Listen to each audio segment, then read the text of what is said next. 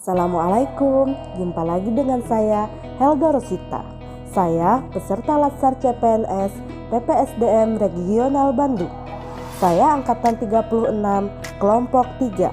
Baiklah, pada kesempatan kali ini saya akan membahas tentang analisis isu efektivitas kinerja individu berdasarkan tupoksi. Ada beberapa langkah dalam menganalisis isu. Pertama, identifikasi beberapa isu. Kedua, menapis isu. Ketiga, menganalisis isu. Yang keempat, alternatif penyelesaian isu. Selanjutnya, ada beberapa isu yang telah saya identifikasi. Pertama, kurangnya minat membaca siswa. Kedua, belum optimalnya proses pembelajaran jarak jauh selama pandemi. Ketiga, guru kurang kreatif dalam membuat media pembelajaran. Setelah beberapa masalah teridentifikasi, selanjutnya saya menapis isu dengan metode USG.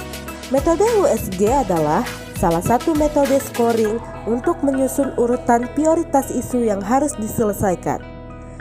Di sini saya menampilkan tabel. Pada tabel tersebut dapat kita lihat isu kurangnya minat membaca siswa mendapat skor 15. Isu belum optimalnya proses pembelajaran jarak jauh selama pandemi mendapat skor 9. Serta guru kurang kreatif dalam membuat media pembelajaran mendapat skor 12. Dari hasil scoring yang saya telah lakukan, terdapat skor tertinggi yaitu 15 dengan isu rendahnya minat membaca siswa. Isu kurangnya minat membaca siswa saya analisis dengan menggunakan diagram fishbone. Diagram fishbone juga biasa disebut dengan diagram tulang ikan, merupakan diagram yang menggambarkan hubungan antara karakteristik kualitas akibat dengan faktor-faktor penyebabnya, sehingga didapatkan suatu hubungan sebab akibat untuk mencari akar dari suatu pokok permasalahan, ditinjau dari berbagai faktor yang ada. Faktor pertama yaitu sarana, di mana kurangnya buku bacaan, lokasi atau tempat membaca yang kurang nyaman dapat mengakibatkan kurangnya minat membaca siswa. Kemudian, faktor lingkungan, di mana banyaknya orang tua dan orang-orang di sekitar siswa kurang mendorong siswa untuk gemar membaca. Selanjutnya, faktor teknologi. Pesatnya perkembangan teknologi terkadang bisa membuat kurangnya minat membaca siswa. Banyaknya fitur-fitur yang terdapat dalam sebuah gadget secara otomatis tidak akan membuat si pembaca fokus. Selanjutnya, faktor motivasi. Kurangnya motivasi dalam membaca yang didapat siswa juga bisa mengakibatkan kurangnya minat siswa dalam membaca. Alternatif SWOT. Analisis metode SWOT ini didasarkan pada logika yang dapat memaksimalkan kekuatan, peluang, namun secara bersamaan dapat meminimalkan kelemahan dan ancaman. Pertama, kekuatan. Lebih mudah menyerap informasi, lebih mudah memahami pelajaran. Kemudian peluang, dilaksanakannya gerakan literasi sebelum proses pembelajaran dan membuat pojok baca di setiap kelas. Kelemahan, kurangnya motivasi siswa dalam minat membaca.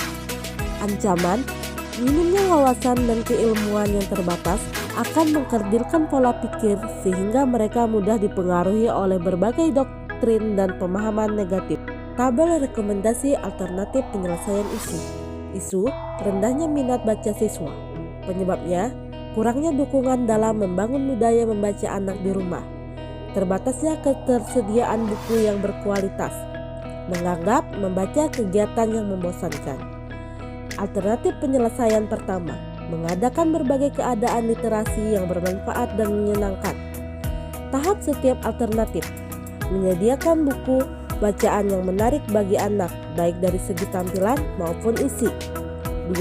Membiasakan anak untuk membaca di mana saja dan mengisi waktu luangnya untuk membaca. 3. Mengadakan berbagai perlombaan literasi, seperti bercerita, puisi, pantun, dan lain-lain. 4.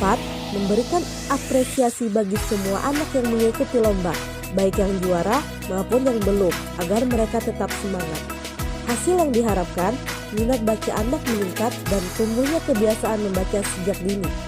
Para pihak, kepala sekolah, guru, peserta didik, orang tua.